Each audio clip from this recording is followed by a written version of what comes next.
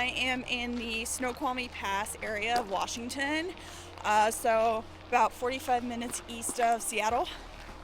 I am out on the Denny Creek Trailhead, so I'm going to get started with this and I'll record all the stuff along the way.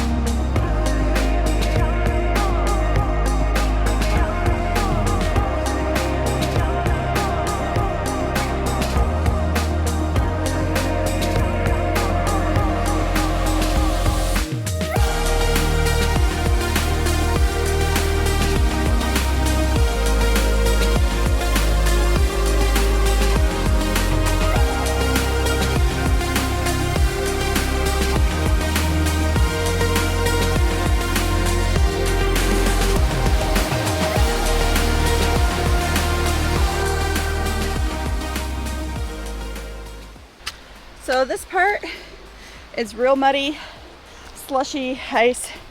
So knowing myself, being the clumsy person I am, I will probably slip somewhere. But gotta show you the good, the bad, and the ugly of these trails.